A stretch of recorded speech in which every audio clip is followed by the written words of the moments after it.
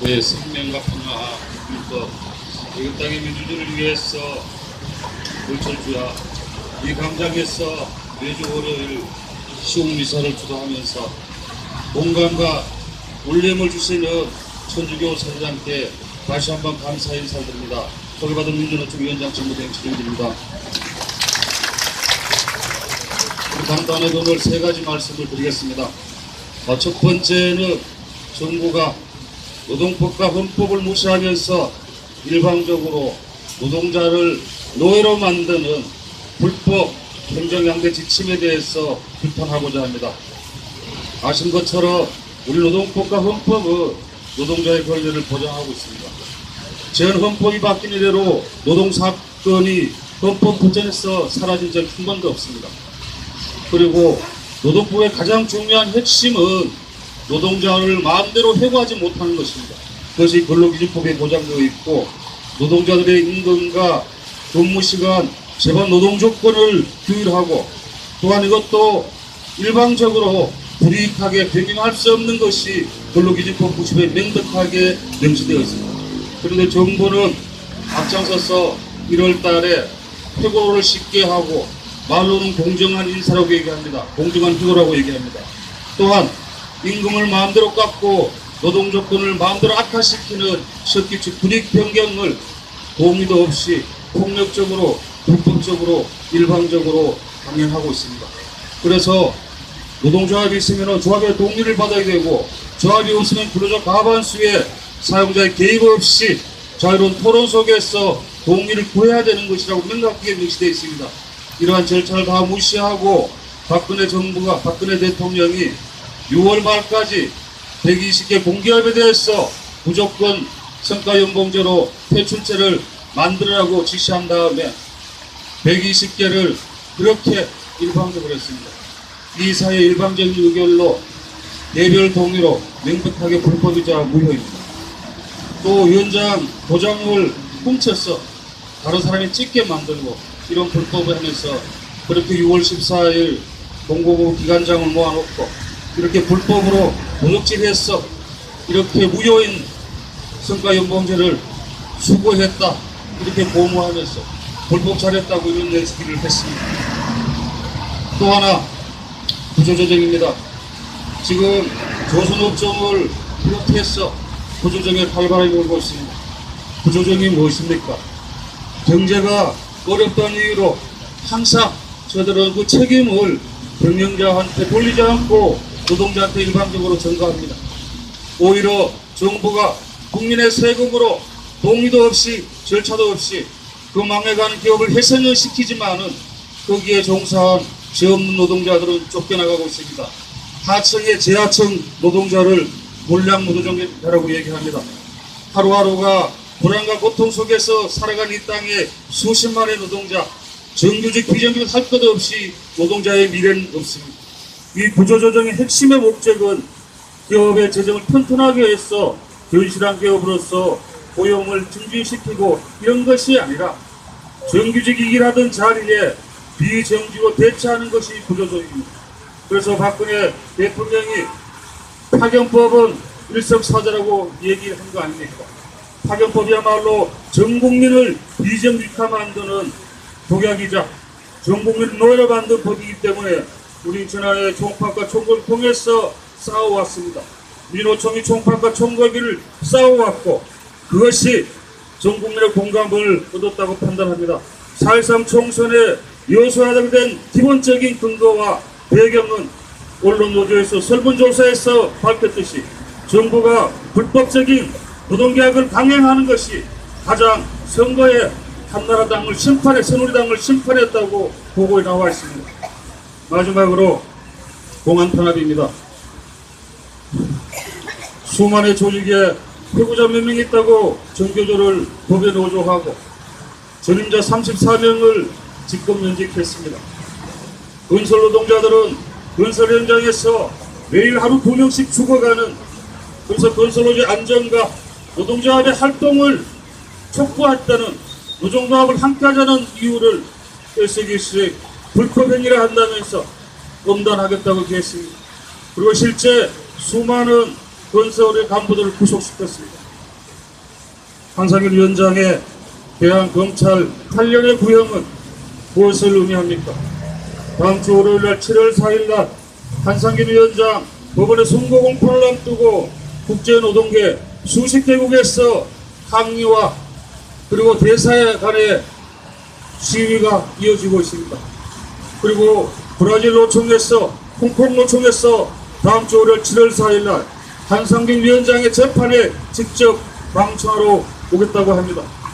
1월달에 이미 방한해서 유엔 집회 결사자위에 마이너키나 보좌관은 1월달에 한국에 와서 위원장을 면회하고 백남기 농물 살인 진압한 집회 결사 억압에 갈수록 강도를 더해가는 한국 정부에 대해서 보고했습니다. 백남기 씨 농민 둘째 딸 백민주아 씨는 지난 6월 15일날 위원인권 이사에서 연설을 통해서 부당성을 그리고 한국 정부의 폭력성에 대해서 책임자 처벌하지 않고 아버지와 죽어가는 데 대해서 아무런 사과하지 않는다고 총례했습니다. 집회결사의 자유를 우롱하고 노동자를 탄압하고 노동 탄압의 오명을 두고서는 한국 정부에 대해서 국제적인 조롱과 규탄과 비난과 좋지 않아는 시정하라는 권고가 쏟아지고 있습니다. 그런데 모르쇠로 일관합니다. 정말 파렴치한 작태가 아닐 수 없습니다.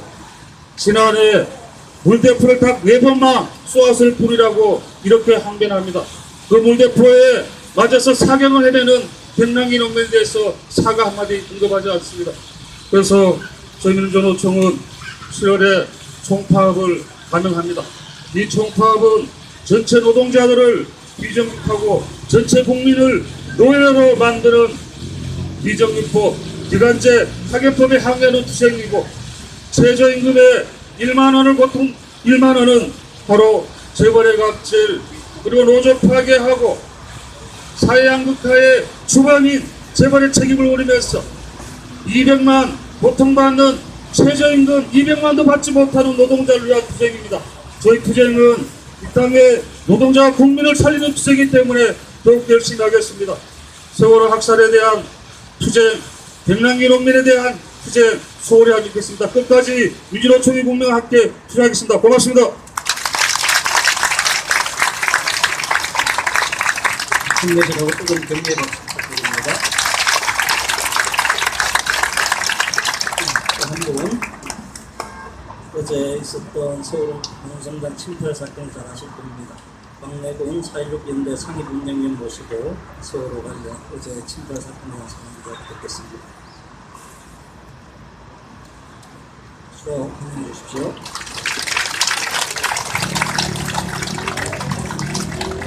네, 4.16 연대 상임운영위원 박래곤입니다.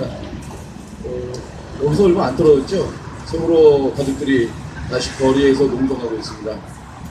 어저께는 농성하던 그 유가족들 4명이 연행됐습니다. 그래서 다행히 오늘 24시간 지나고 나서 모두 석방이 됐는데요. 왜 연행했는지 아세요, 경찰이? 경찰이 왜 농성장에 침탈해갖고 거기에 항의하는 유가족들을 연행했는지 아십니까? 기가 막힙니다. 노란 리본을 여기 가로수인 은행나무에다가 높이 달았더니 그거를 떼겠다고 합니다. 노란 리본 다 가슴에 달고 계시잖아요, 그죠? 우리 잊지 않겠다고, 세월호 참사 잊지 않고 세월호 참사 진실 규명하겠다고 저희가 달고 다니는 우리한테는 그 상징 같은 그런 건데, 저 사람들은 그 노란 리본만 보면 경기를 일으킵니다.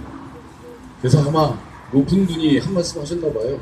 저 노란 리본 뭐냐? 라고 한마디 했나 봐요. 그랬더니 그거를 기어이 뛰겠다고 이렇게 와서 유가족까지 잡아가는 상황이 있었습니다. 왜 세월호 가족들이, 유가족들이 다시 거리에 나와서 농성을 할까? 작년 4월 달에 일주기 때 싸우고 나서 아마 거리 농성하는 것도 처음인 것 같은데 왜 다시 나올 수밖에 없을까? 굉장히 궁금하시죠? 여기 계신 분들 다 아실 거라고 생각하지만 잠깐 짧게 말씀드릴게요. 2가지입니다. 하나는 세월호 참사의 진상규명을 하라고 해서 특별법을 만들었고, 그 특별법에 의해 설립된 세월호 특별조사위원회, 이거를 강제 종료시키려고 하는 거예요. 이제 조사도 다 못했는데, 이석태 위원장은 이제 조사의 30%밖에 못했는데 빨리 종료시키려고 강제 해산시키는 과정을 밟고 있는 겁니다. 그것도 행정 절차로. 법도 자기들 마음대로 자의적으로 해석하면서 작년에 법이 2015년 1월 1일부터 법이 시행됐다고 그러는 거예요. 그리고 그때부터 조사활동이 시작된 거고 법에 따라서 1년이 지났고 이번 6개월이 6월 말이면 1년 6개월 연장도 한 번 더 해서 1년 6개월 법에 의한 조사활동 기간 다 보장한 거 아니냐라는 억지를 쓰고 있습니다. 왜 억지냐? 작년 2015년 1월 1일 날 위원장도 임명이 안 됐었고 위원도 임명이 안 됐었어요. 위원장한테 임명장이 전달된 거는 3월 5일이에요. 그게 어떻게 조사합니까? 그리고 실제로 위원장과 위원들만 있으면 뭐 여기 조사관들이 있어야 되잖아요. 그 예산이 배정이 되어야 되잖아요. 그렇게 된 게 8월 4일이에요. 그럼 실제적으로 예전에 다른 조사기구들처럼 실제 그런 조사 기한은 시점은 작년 8월 4일 이후로 따져야 됩니다. 그죠? 그게 합리적이잖아요. 그래야지 조사를 하는 거잖아요. 이렇게 되는 건데 어떤 법적 근거도 없이 이 정부는 무조건 1년 지났고 6개월 지났다. 그러니까 6월 말로 끝내라고. 그래서 저희 세월호 특조위 세월호 검사의 진상규명 활동을 중단시키려고 하는 경계를 중단시키려고 하는 여기에 맞서서 세월호 특조위를 지키고 또 법을 특별법을 개정하고 하면서 저희 정부를 비판하는 그런 항의 운동에 들어갈 수밖에 없습니다. 또 하나가 있습니다. 세월호 인양해야 되잖아요. 그죠? 세월호 우리가 계속 얘기했던 거는 세월호는 거기에 미수습자도 수습해야 되고 뿐만 아니라 세월호 참사의 진실을 규명하기 위한 중요한 증거 자료이기 때문에 온전하게 훼손하지 말고 온전하게 인양하라고 계속 주장해왔던 거예요. 자신 있다고 그랬어요. 자신 있다. 작년에 저희가 일주일 때 막 싸우면서 세월호 인양하라고 그랬더니 그때서야 세월호 인양하겠다고 했거든요. 그래갖고 1년 지금 벌써 그런 시간이 1년이 넘었는데 그렇게 준비를 철저하게 해서 또 분명히 인양할 수 있을 거다. 7월 말에 인양할 수 있을 거다라고 했는데 벌써 세 번째 실패를 했어요. 세 번째 실패를 했어요. 그리고 다시 연기를 했는데 오늘 또 발표를 했죠. 또 다시 연기한다는 거예요. 이 파도가 1m만 쳐도 어렵다는 거예요. 맹골수가 어떤 곳인데 파도 1m 때문에 어렵다고 하면 뭐 준비가 안 됐고 다 엉터리라고 하는 것이다. 여태까지 유가족들도 이 세월호 인양과 관련된 계획들 공개해라. 우리가 모두 참여하는 속에서 공개도 인양 준비도 하고 이 작업도 함께 해라라고 했는데 안 하고 있는 이러다가 세월호를 인양할 어떤 기술적인 한계라든지 이런 자연 조건들 때문에 어렵다고 하고 포기할 수 있지 않다. 그런 생각입니다. 그래서 다시 그 다급한 마음에 유가족들이 여기에 나오게 됩니다. 그래서 부탁드리는데요. 이거 끝나고 나서 지금 시민들 함께 촛불 집회하고 있어요. 많이들 많고 있습니다. 여기 끝나고 나서 얼마 안 되니까 전부 함께 같이 가서 유가족 방문해 드렸으면 너무 고맙겠고요. 저희들 거기서 내일 밤새고 있죠. 3일째 밤새고 있는데 내일은 좀 특별한 시간을 가지려고요. 내일 오전 10시에 밖에 있는 시국선언대를 위한 시국선언대를 1시간 앞두고 농성장에서 오시면 되는데 지금의 문제점도 세월호가 가지고 문제점도 설명을 드리고 그 11시부터는 소중드라이건 앞에서 이런 시국대회 같은 걸 하려고 해요. 그래서 정부의 요구하고 국회의 요구하고 그런 요구입니다. 그래서 세월호 특조위 조사활동 기간 확실히 보장해라. 언제까지? 세월호 인양 뒤에 6개월까지. 그래야지 세월호 인양할 거 아닙니까? 이번에 정부가 꼼수를 부리고 있잖아요. 마치 3개월 정도 더 이렇게 연장해 주는 것처럼 사실 그게 아니라 법에 보장된 조사활동 기간을 지들 마음대로 우리한테 뺏어가는 거죠. 도둑질해가는 거죠. 결국 우리의 권리를 도둑질해가는 거죠. 이런 것에 맞서서 정부가 법대로 법을 지키도록 그렇게 좀 우리가 압박해 나가고 그리고 국회가 좀 더 미적미적 되지 말고 빨리 7월 6일이 이번에 7월 6일까지 이번에 임시국회 회기인데 임시국회 끝나기 전에 특별법 빨리 개정해라. 그래서 정부가 딴소리 못하도록 이렇게 좀 압박하겠으면 좋겠습니다. 함께 이제 세월호 인양도 함께 해야 되고요. 그죠? 네. 그래서 내일 아침 10시에도 좀 와주시고 그리고 11시에는 소중문회관에서 계단에서 열리는 거기 시국 선언 대회도 함께 해주셨으면 좋겠습니다. 그리고 내일 오후 1시에는 국회 앞으로 이동해서 거기서 또 기자회견을 하고 그리고 3시에 국회의장을 면담하게 됩니다. 이런 일정들이 좀 있으니까 관심을 갖고 함께 해주셨으면 좋겠습니다. 저희가 뭐 힘도 없고 돈도 없고 그러죠? 네. 저희는 모여야 힘이 생기고 모여서 함께 외치고 함께 또 주장해야만이 정부가 그나마 움직이고 국회도 기기울고 그럴 것 같습니다. 함께 했으면 좋겠습니다. 고맙습니다.